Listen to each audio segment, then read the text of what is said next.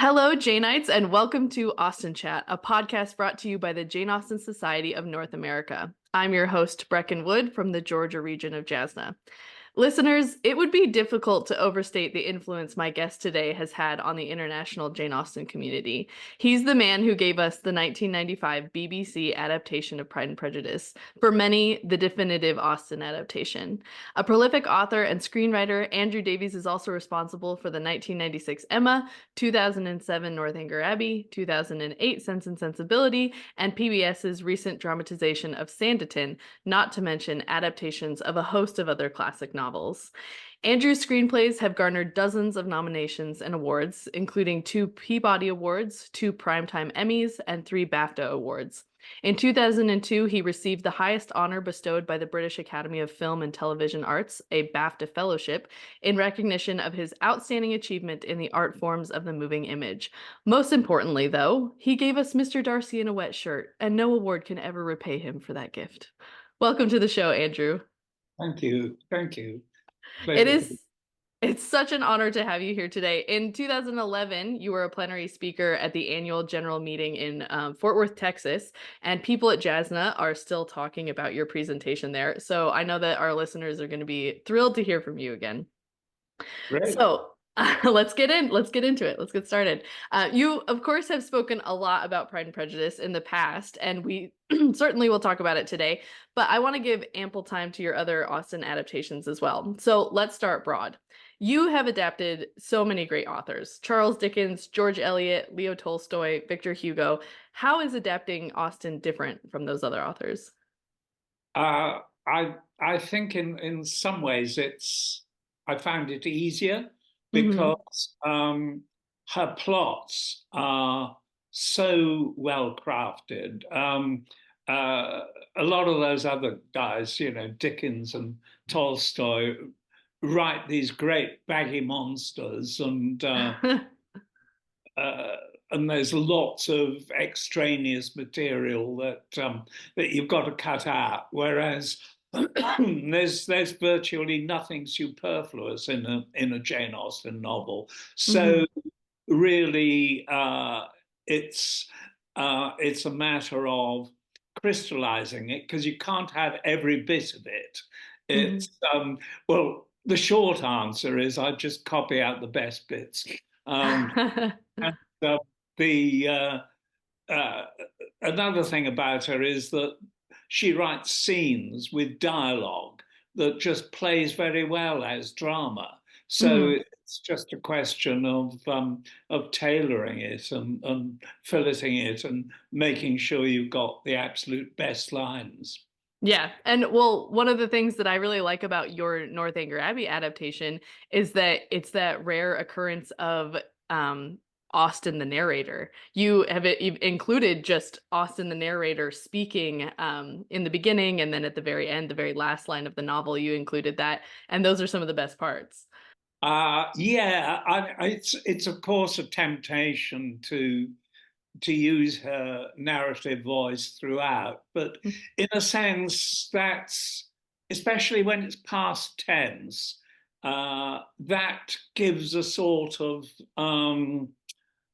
a kind of all wrapped up feeling, like it Hmm. all happened a long time ago, and the author knows how it's going to end. Whereas, with the dramatization, you want the audience to feel it's actually happening now, and so Hmm. uh, in the relatively rare example, I suppose, of people who have no idea what the story is, uh, to actually think, oh no, now what's going to happen? Don't go there, don't do that, etc., etc. Uh-huh. You want to keep people on the edge of their seats. Yeah, I want to keep it all present tense. Hmm. Well, so I recently interviewed 2 women who have translated Jane Austen into their native languages, Portuguese and Japanese. We did that episode just recently. And in some ways, adaptation is a kind of translation. Artistic choices have to be made, and some things will always be left out. So what are some of the choices that have been most challenging for you in adapting Austen for the screen? And what have been some of the most enjoyable ones? Um, Challenges. I think there weren't that many challenges in Pride and Prejudice, except that I just wanted to show Darcy's point of view, and Hmm. uh, but I could see how I could do that. Um, Sense and Sensibility is full of challenges, but the main one is that the two guys who actually get the girls and the ones we should be rooting for uh, are not really very easy to make them attractive. Uh-huh. But I would love to hear your thoughts on that because when I was a teenage girl, when I first watched the Emma Thompson version and Marianne ends up with Colonel Brandon, I was shocked. I was like, what? She's like an old man. So Yes, that's right.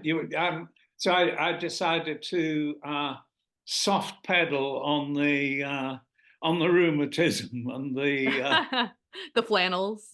and the woolly waistcoats, yes, and go hard on the military valor Hmm. and so on, and also reading. There's often a lot of backstory in a Jane Austen that you can bring forward in an adaptation, and I found that I could do Colonel Brandon a lot of good in that. There's a little bit in the novel where Eleanor says, after Colonel Brandon's told the shocking story of his niece's ward's seduction, Hmm. he said, "Did you never see Willoughby again?" He says, "One meeting there had to be. He to defend his conduct and I to punish it." And I said, Uh-huh. oh, good, it's a duel. Let's have it on the screen, Hmm. and you could put Colonel Brandon really demolishing Willoughby, and then That deciding is. to let him off in the end rather Hmm. than run him through with his sword. That's And a great uh, scene. yeah, and I wanted to go hard on Willoughby because he's such an awful fellow. Hmm. Um, and I also, yeah, I wanted to foreground that poor schoolgirl that Yes. he seduces and then just leaves behind and forgets all about. Hmm. He just rides off into the distance. Um, Yeah. That's a uh, wonderful beginning. The way that I mean, the Your Sense and Sensibility opens with firelight and seduction, and I mean, yeah, he even talks about like, oh, your caretaker. She thinks you're a child, but you're not, are you? And that's creepy and gross and but sensual. Like, it's such a good way to start the the show because that happens before the main action of the story, and if you know that, then that immediately makes you suspicious of Willoughby. yeah. Except that I don't actually say, we don't know it's Willoughby. It's true, you don't see his face. Um, and in fact, we had such interesting conversations about that because uh, there was a script editor who was very keen that we should actually see Willoughby in that scene, which Mhm. would be when we see him again, and Marianne's obviously falling for him. All the girls will say, "Oh no, don't go there, don't do Mhm. it." Um, uh, so it's a toss up because you either get the revelation to the audience there or later, and and it's probably stronger to have it where it Mhm. comes later. But it's such an interesting thing. But I really thought, and I suppose uh, that's a rare instance of my disagreeing with Jane Austen, that I think she lets Willoughby off too lightly. I agree, and I Um, think that you do it when when he shows up to talk to Eleanor when Marianne is sick. That scene in the book, she feels too much for him. She yeah, feels I sad for him, and I thought you did a good job of thought not making us feel very sympathetic to him. she should give him a really hard time and make Mhm. him feel thoroughly ashamed of himself. Yes.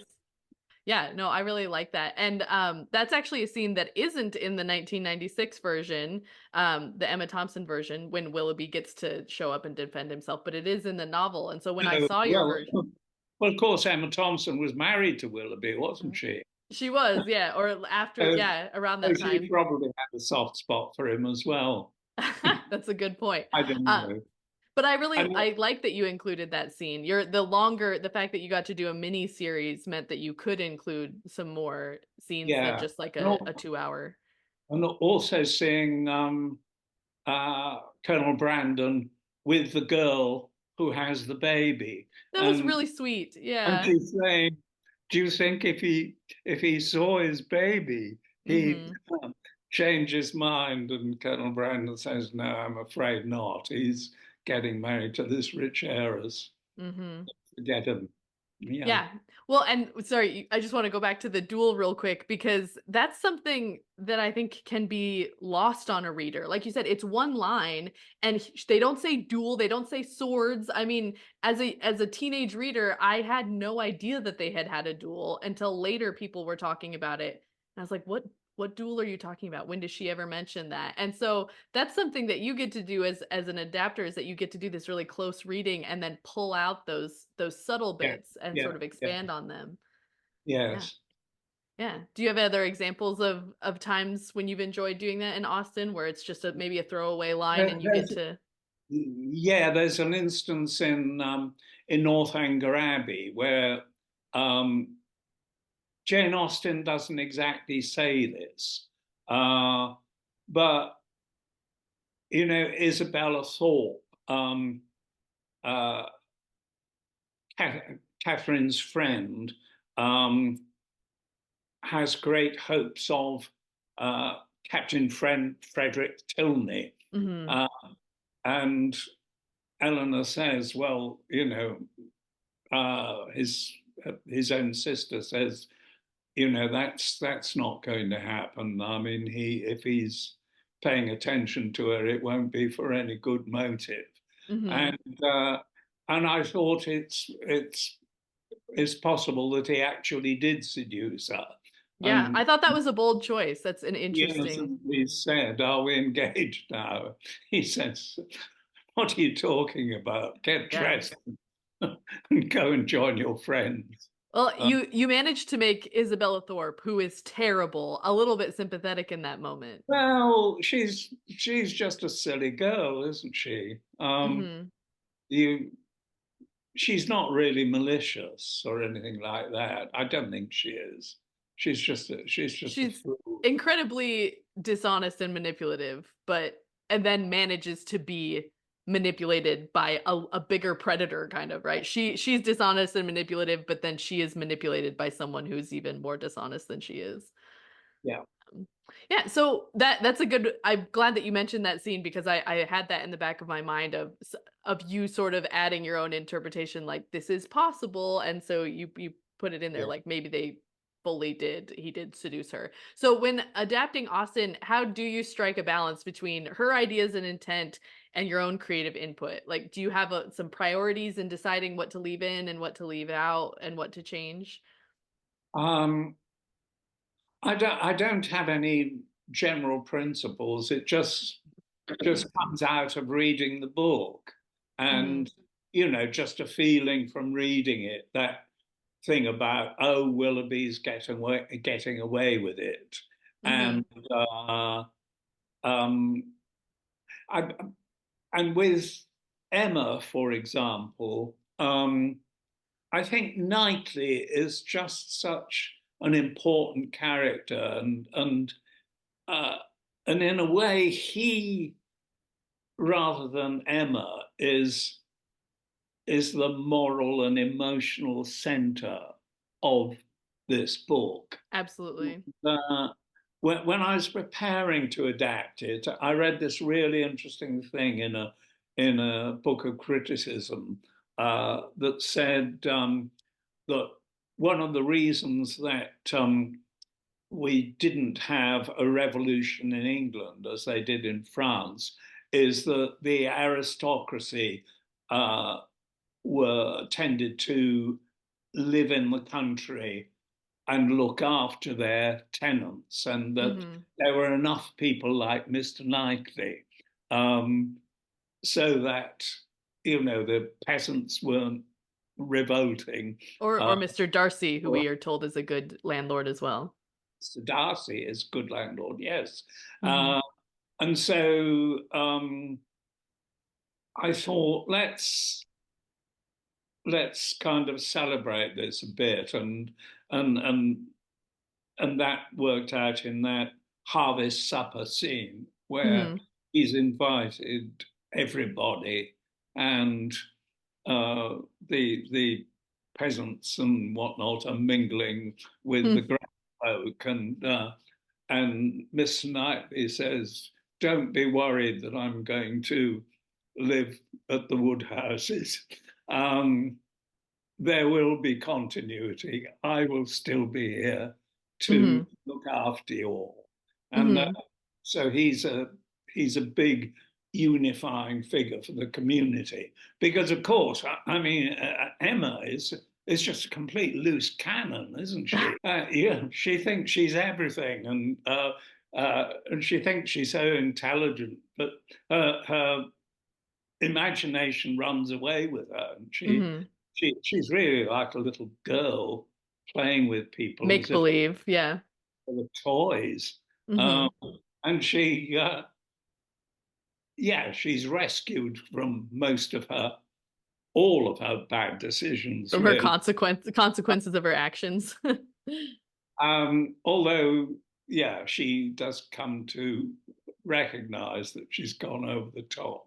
But, you've in the end, you feel like forgiving her. Hmm. And you think, well, if Knightley loves her, she must be all right. There must be some redeeming quality about her. I Um, remember we had conversations at the beginning of this. Sue Birtwistle and we always worked very closely on both Emma and Pride and Prejudice. And she was saying the only reason she can get away with being like this is she's really very young, mhm. Emma. And it would be, and it was good to cast her young, uh, and in fact, Kate was, yeah, very. It was only about the second thing she'd done, I think. It's so. I mean, it's such a thrill for me to see people who are almost having their first big parts in something that Uh-huh. and then they go on to do lots of Well, wonderful things. No so doubt many. Oh, go ahead. I was saying, no doubt they forget all about me, but Oh, I I'm certain. remember them like, kids I've taught in school or something like that. Uh-huh. Well, I know there's so many British actors who owe their start to not Pride and Prejudice, to Jane Austen, because I mean the BBC and others are always making adaptations because we can't get enough. And so I think a lot of them look really fondly on their time in those period dramas. I think that's right. And one of the really good things about the BBC is that they've always been prepared to cast unknowns in, Hmm. uh, in these leading parts because, of course, Jane Austen's heroines are so young They generally. are. Yeah. They're, they're rarely over 20. Hmm. Um, yeah, Anne Except Anne Elliot, yeah.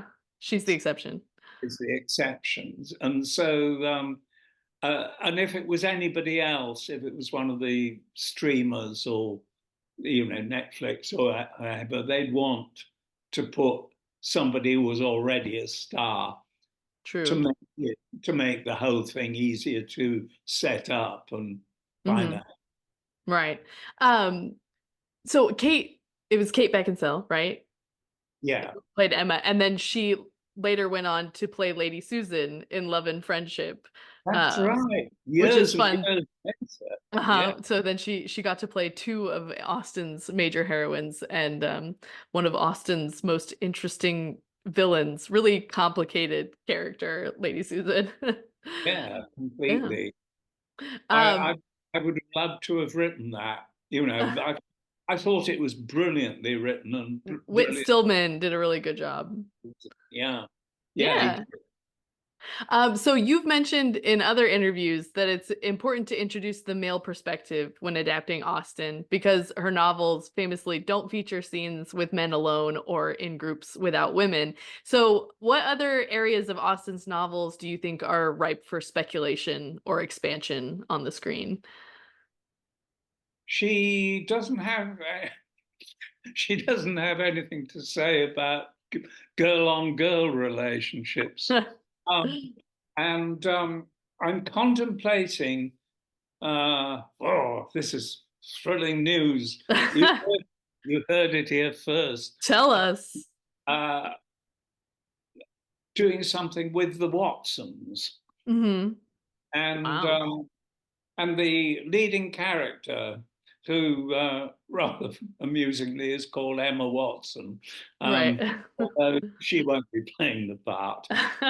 She comes back into this very typical Jane Austen society, like they're the poorest of the gentry uh, in the county of Surrey, and but she's an instant success, uh, and the local rake Tom Musgrave is very interested, and so is the local Lord Osborne. Uh, but she's not very interested in Hmm. either of them. And she spends most of the evening dancing with an 11-year-old boy.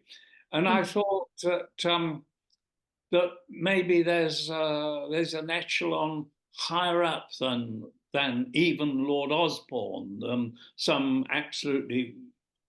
grand uh, young widow, duchess, uh, and that Emma might finish up with her. Um, Huh. it would be it would be a bit of a sensation. Uh, Hmm. Jane Austen's first lesbian heroine, but Huh. I think it might be time for that. Well, What do you that leads think? me perfectly into a different question I wanted to ask, which is that like all adaptations, either consciously or unconsciously, have something to say about their era and their intended audience, as well as about the original work. So, do you work with your audience in mind? Was going to be my question. And how has your audience changed from 1995 to now? I think you pointed out one way that it would be a lot more accepting of a relationship like that. Um, so do you have to make different artistic choices since the world has changed so much, or do you get to make different artistic choices because the world has changed? Yeah, I don't think I do it very consciously. I mean, this Watson's thing must be partly because uh, I've been talking about it with a young producer who happens to be herself a lesbian, Hmm.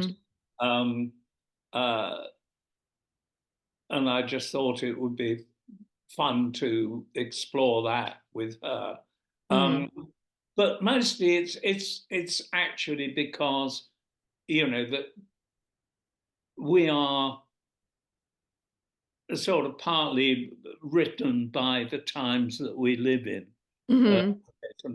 and we can't help it. Yeah. I'm not particularly conscious of. I think it's a timely and rather saucy and cheeky idea to have introduced a lesbian heroine into Emma, but Hmm.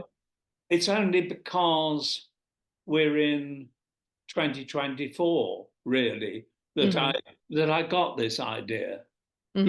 I think it's an original idea, but in a way, it's not. It's Yeah. But 1995 was not ready for it. 2024, there have been many Jane Austen fan fictions or Jane Austen retellings yes. with LGBTQ characters so that it wouldn't be the first time. And so like you're saying it might be So, the era for it. you know, might Yeah. be the first time in a TV adaptation. Yeah. Right. So you've said in the past that you wanted your version of Mr. Darcy, let's get on to him because everybody loves him, to be more than just a brain in an uptight suit, which I loved that. You wanted to convey his humanness, his physicality, and sexuality. And so you included those scenes like him in the bath or him diving into the pond at Pemberley. I want to know, did you want the same for Edward Ferrars? Um, in your 2008 Sense and Sensibility, because like the scene where he's chopping wood in the rain, that Yeah. feels like an echo of Darcy in his sweatshirt. Yeah. Yeah. It's a bit shameless, really. Oh, I love it. I think we all love it. Because he kind of needed to, or the character needed to man up a bit. And I thought, what can he do? Instead of mooning around feeling guilty and thinking, oh God, I've got myself into such a bad spot. And I thought he can chop wood. He can. Hmm. One of my favorite films of all time is the Western Shane. Do you know that film? No, I'm It's not familiar with it. 1950s film with Alan Ladd, and anyway, there's a lot of manly wood chopping goes on in that, and when the guys get overwrought, they do tend to go out and hack at a log with their Uh-huh. with their mighty muscles, and take their jackets off, and I thought, yes, he can have his wet shirt seat in the rain. But Hmm. anyway, it was a bit of a It felt like a nod or an Easter egg for well, fans. it was, Good. yeah, Well, and there's that similar scene in Pride and Prejudice when Darcy is doing his fencing, right? And he's working off all of these feelings and frustration and his yeah. lust, I think, for Elizabeth. I said that's right. Yes, I wanted him to be very much all man, and like the kind of man that Jane Austen would want him to be. I mean, she wouldn't want to go into all the details of him getting sweaty in a gym and so on. So, But you oh, get to do that. I, I can go there. And certainly at the time I was writing, I don't know if you remember what the 90s were like, but people kept talking about the new man Mm-mm. who was very emotionally sensitive Oh. and all that kind of thing. And I thought, no, Darcy is not like that. He is. He's got a big beating heart inside, but Uh-huh. he's not going to show it. Um, Uh-huh. Except right at the end, um, he's going to be a very old-fashioned sort of man, very decisive, very sure of himself. Uh, Hmm. And that's a yeah, large part of his appeal, definitely. it is. It Uh-huh. is. Well, so I want to go back to Edward Ferrars a little bit because you've talked about how Colonel Brandon, how you brought him to the foreground, and I think you did a great job of showing many different sides of him. Edward Ferrars is so interesting because in the novel he's off stage most of the time. It's strange. And so how did you deal with that, and what are some other ways that you tried to foreground him? Well, I felt in a way it's a very modern situation if you're seeing it from the girl's point of view. That you'd I mean, these girls are just waiting by the phone, really, aren't they? Uh, Hmm. Metaphorically, uh, like, is he going to ring? And Willoughby is a great disappearer as well, mind you. He's got good reasons for disappearing. Um, Hmm. but but yes, there is that, uh, and we certainly explored that because the producer of that show, who's a great friend called Anne Pivchevich, um, she made me write lots of scenes with uh, with Edward and Lucy Steele. Yeah. I would like to see more of that, of him having to like suffer through her general Yeah, flightiness and in ignorance. fact, um, she's not she's not a contemptible character. I mean, Edward was her hope of Hmm. getting out of that situation and marrying a posh bloke who was also very nice bloke Hmm. uh, and also quite manly.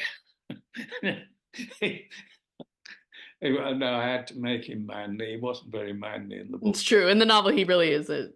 Uh, but anyway, yes, there was that, and one does feel sympathetic to her, with her terribly embarrassing sister Mhm. who's I love Anne Steele. Yours is one of the only adaptations that has her in it, and we had a great actress. It was just so funny. I love that character.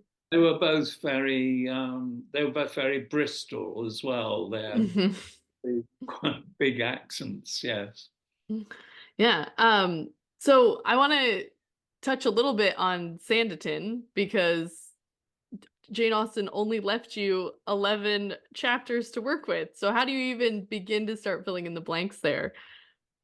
Well, I just thought they were such promising chapters. I thought one of the things that immediately appealed to it was that there seemed to be a different sort of man in this. Hmm. Tom is um, an entrepreneur. He's not a country gentleman. Hmm. He doesn't want to preserve England the way it was. He wants to change it. He wants to turn a pretty old-fashioned, backward little fishing village into an all bells and whistles modern seaside resort. Uh, Hmm. I just thought that's just so exciting. Um, and Sydney, of course, his brother is a sort of bit of a wild card. We Hmm. don't really know an awful lot about it, but I thought if he's a bit of a mystery man, that's interesting enough. The other thing I thought was really unusual was that Jane Austen introduces a black character into it, Yeah. and she must have intended to do something with Miss Lamb. She didn't introduce that many characters in, uh, and I thought, well, let's see what we can do with Miss Lamb. Yeah, Uh, absolutely. and from the start, we were trying to write something that could go further than one series. Hmm. So that was again a departure because all the other things I've done were sort of closed stories, and Closed the book. Yeah. end is the end with the happy ending. But we were always aiming to have a kind of open ending. Um, uh, but in fact, because of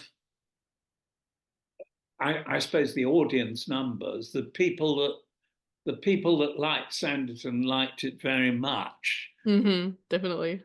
but there weren't quite enough of them for ITV to immediately put on a second series. Hmm. So we hadn't been able to pin down Theo for a second series, and of course all the girls were crazy about him, and he said he wouldn't do one because he thought his career would be better served by you Hmm. know, doing other things. I said, well, he's got to die of something rather unpleasant. um, so um, so we had him die of yellow fever. Hmm. Of course, he'd gone, Right. so we couldn't show him suffering. Um, And so I wanted to ask you about scripts changing. So like once you sold a script, do you continue to provide creative input or direction? I guess definitely with Sanditon because it was an ongoing project and you had an actor leave and suddenly you had to write new things. Yeah, But do you and do you we get to change had other, scene? Go and ahead. we had other writers as well. Right. Um, so I was reading and giving notes on other writers' scripts. Hmm. Yeah, I mean, what I like to do is get the script right before before it's cast, um, Hmm. and hope not to have to change much at all. Um, with um, with an ongoing thing, um, there is the opportunity to, once you know who's in it and everything, to write for particular the strengths of particular actors, Hmm.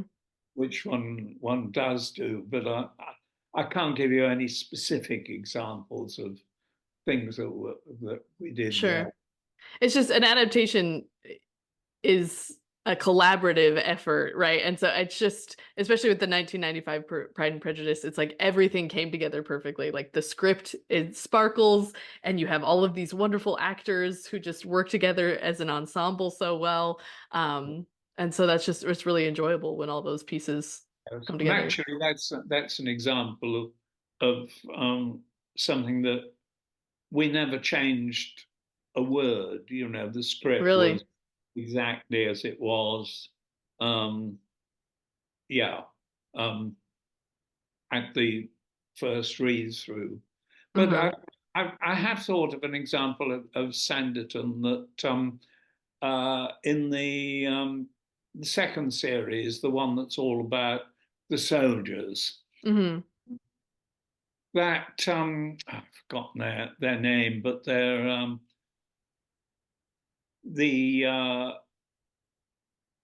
the sisters. Are they sisters or are they cousins? Anyway, they're the wards. There's the girl who dresses up as a boy, Hmm. and her older, is it cousin or sister? Relation. Like it. They were both quite young, and that older girl was just so promising. We thought, yes, she could have an affair with Jack Fox, Uh-huh. because she's good enough and Yeah. she's maturing quickly enough for And that. you wanted to give her something to do in the show. Yeah, yeah, that's right. Um, I wanted to end, I don't want to take up too much more of your time. I wanted to end on the two Austen works that you haven't adapted yet. Persuasion and Mansfield Park. Would you like to? If so, how would you approach them? Do you have any thoughts on what you'd like to do with them if you could? I think one of them, Persuasion, is just such a good novel, and also that 1995 one, Adaptation, was very good. Hmm. Um, I I can't imagine I'd want to do anything very different from Okay. that. I'd love to see it with different casting, um, because there's something so interesting about uh, that real rather cruel notion of someone who is a beauty, and she's only about 27 or something, isn't she? Mhm. Yeah, that's how old Anne Elliot is. And like her Her look bloom has faded, faded. her bloom has faded, uh, Uh-huh. and it's yeah, and you could think of so many actresses who would be very interesting playing Anne, and Hmm. uh, and I think yeah, with a very different sort of Frederick, but I really wouldn't change much of the construction. And Mansfield Park is just it's just an absolutely fiendishly difficult thing to get across. It's so hard, and it has Jane Austen's least likable heroine, or I think she's the most difficult to make appealing to Interesting. a modern audience. She's such a droopy little thing, isn't she? Oh, poor Fanny. Yeah, I mean, you do feel sorry for her, but you can't. It's hard to identify her really, except in a self-pitying sort of way. Hmm. Um, and Edward, is he called Edward? He is called Edward. Edmund. Edmund, that's right. Similarly very dull. And she obviously set herself the challenge of writing a novel in which uh, the interesting people were the baddies. Well, that would be your challenge, right? What would you do with it? Would you Oh, make the Crawfords even more appealing? Would you make the audience like them? Or would you try and make Fanny and Edmund sympathetic? Um, of course, you would have to try and make. That's the challenge, to try and make them sympathetic.